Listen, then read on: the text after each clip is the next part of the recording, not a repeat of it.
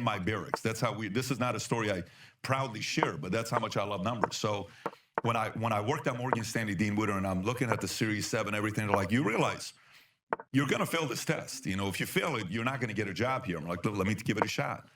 And then you take the Series 7. First time, if you fail, you get fired. Boom. I'm like, I love this world. Look at this. What if you can do this and you can take money and do this with it? And what about this investment? How about it's a beautiful game. I mean, to me, capitalism is all a game. If you look at this game of like the whole concept of business, you're playing a game and you're killing it, right? I mean, Flagrant, you guys are killing it. Your podcast, your show as a comedian, the whole concept of a comedian, how you do it.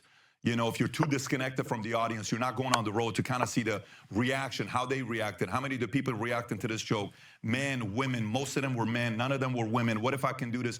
How about if I can? That's all numbers. Yeah. Everything with your world is also mathematical formula behind it. So for me, when I got into the financial services, I was like, oh, I found my home. And I said, I'm going to go 20 years. Yeah. I said, I'm going to go 20 years. And then I went 20 years, October of 2009. After Morgan Stanley, Dean Witter, I go to Transamerica. I'm there 7.5 years. Yeah. Then I see what's going on in the marketplace. And I'm seeing the fact that, you know, the insurance industry is filled with 56-year-old white male. Yeah. And I saw no one else is going from women selling insurance. Do you know anything about insurance at this time? Nothing. My parents have never owned a 401k. My parents have never lived in a house my parents owned. They've never owned insurance. We didn't even have auto insurance back in the days. Nothing. The car didn't go Literally, my dad he was a cashier at a 99-cent store. No, we got nothing. Zero. Okay. You know, I kept asking my mom, you guys sure we don't have some kind of a relative that's got oil? I'm looking for one uncle. Does anybody have money? Nothing. Zero. So you're like, all right, fuck it. I'll just dominate the insurance business. Yeah.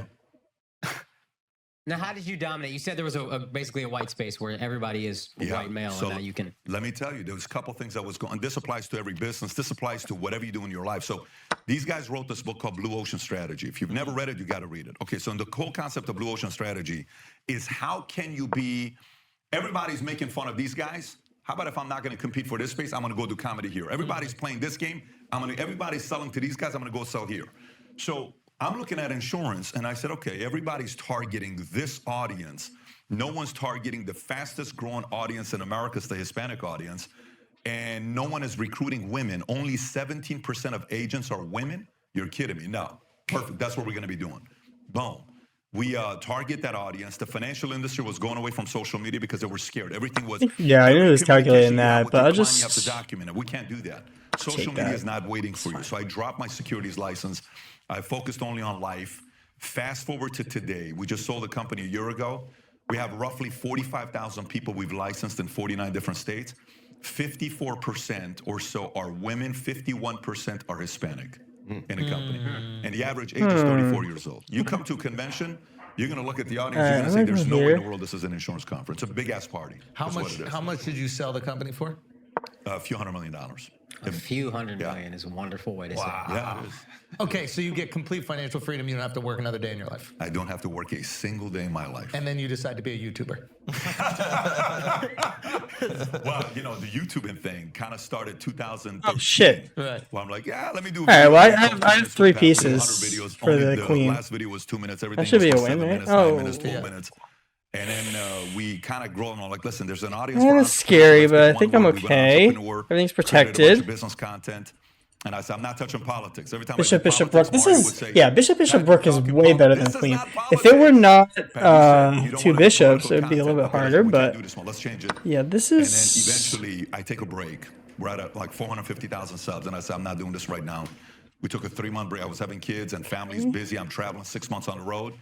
So I said, if we come back, we got to really compete. We got to really do something with this. And then we bought the domain Valuetainment from a publicly traded company.